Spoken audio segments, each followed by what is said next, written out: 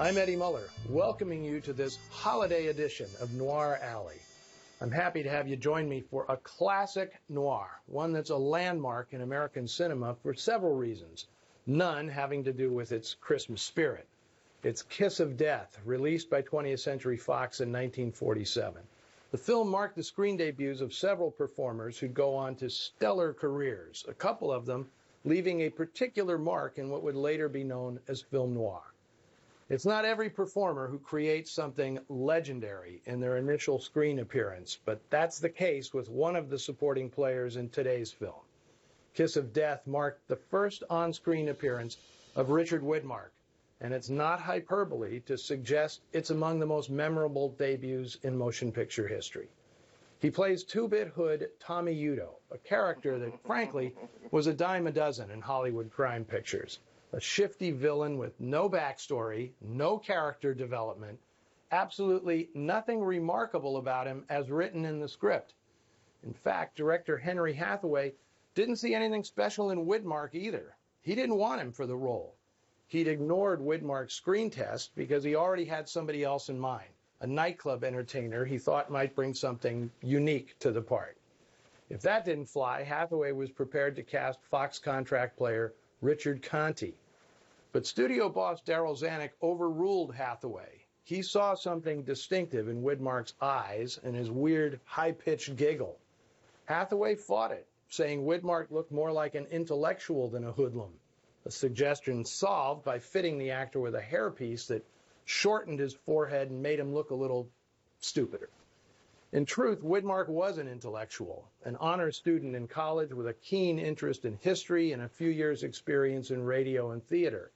But his first day on a Hollywood set, playing a scene with actress Mildred Dunnock, Widmark changed motion pictures forever, displaying a gleeful sadism that was something entirely new in movies.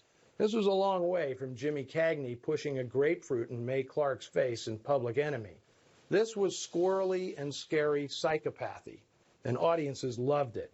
Widmark would be nominated for an Oscar as Best Supporting Actor, which I guess is the definition of starting at the top. But it wasn't Widmark who was getting the big push by the studio. This was also the breakout picture for actress Colleen Gray. She's the one who got the "and introducing" credit in all the promotional material. I don't know of another actress who had so much good fortune right out of the gate.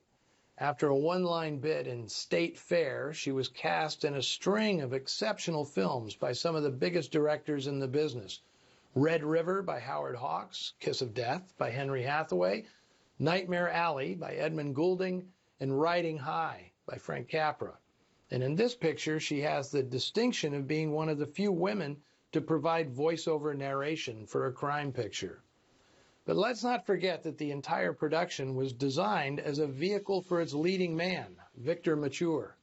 Since the beginning of the 40s, Mature had steadily become one of the studio's most reliable box office attractions, and he was tailor-made for the rising tide of crime pictures, underplaying like colleagues Robert Mitchum and Dana Andrews, and always looking sharp and sexy in a suit and fedora. He's great in this film, giving a tense but nuanced performance as a crook trying to go straight, squeezed into being a stool pigeon. His performance was, however, overshadowed. Nuance didn't stand a chance against Widmark's freshly minted craziness. The screenplay by Ben Hecht and Charles Lederer is based on a treatment by Elazar Lipsky, assistant district attorney for the city of New York. His story wasn't afraid to show the ugly workings of the justice system, which gives the film a patina of authenticity. It was enhanced by Zanuck's decision to have Hathaway shoot the film on location. At this point, the director was known as the leading practitioner of semi-documentary style, which in truth has nothing to do with documentary filmmaking. It just meant shooting on location as opposed to the studio. Kiss of Death made extensive use of actual New York locations, including the Chrysler Building, the Criminal Courts buildings, Sing Sing Prison, and Old St. Nicholas Arena. There's your Christmas tie-in. It also stars Brian Donlevy and features Taylor Holmes and Carl Malden in one of his first film roles. And it starts in classic noir fashion, a heist that goes awry. on Christmas Eve. Here is Kiss of Death.